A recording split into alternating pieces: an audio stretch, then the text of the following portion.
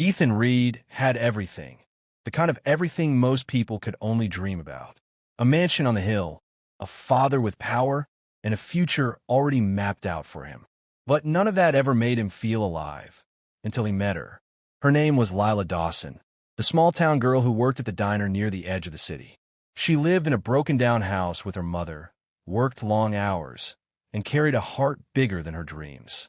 The first time Ethan saw her, she was serving coffee to an old man who couldn't afford to pay, and instead of turning him away, she smiled and said, "Don't worry, sir.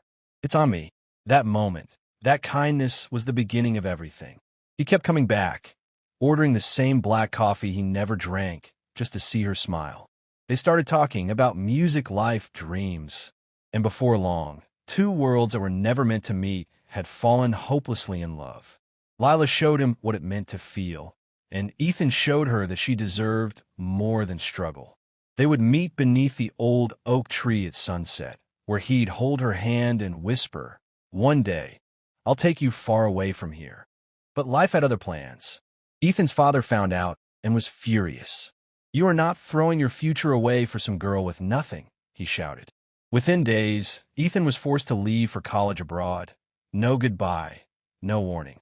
Just a flight and a broken promise. Lila waited. Every day, she went to the oak tree, hoping he'd come back. Weeks turned to months. Then, one quiet morning, she found out she was pregnant. She wrote Ethan letter after letter, but none reached him. His father had made sure of that.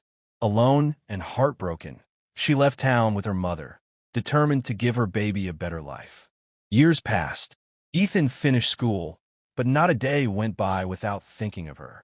He came back home, rich, successful, and empty. The diner was gone. Her house was gone. No one knew where Lila had gone. He searched every corner of town, every neighboring city, but she had vanished like a ghost. He never stopped looking. He even went back to that oak tree every Sunday, leaving flowers and waiting, whispering to the wind, "If you're out there, I'll find you." Then one day, 5 years later, Ethan heard news that stopped his heart. Lila's mother had passed away.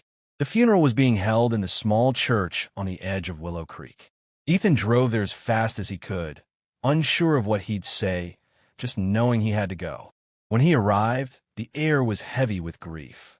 And then he saw her, standing by the casket, wearing black, her eyes filled with tears.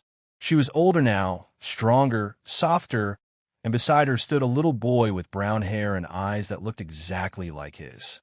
Their eyes met across the room. Time stopped. Every year of searching, every unanswered letter, every sleepless night, it all came rushing back. He walked slowly toward her, heart pounding, voice trembling. "Lila." She turned, her eyes glistening. "You came back," she whispered. "I never stopped looking for you," he said, tears in his voice. "Why didn't you tell me?" Lila's voice cracked as she replied, "I tried, Ethan. I wrote you every week. But your father, he made sure you'd never see them." She glanced down at the boy, who clutched her hand tightly.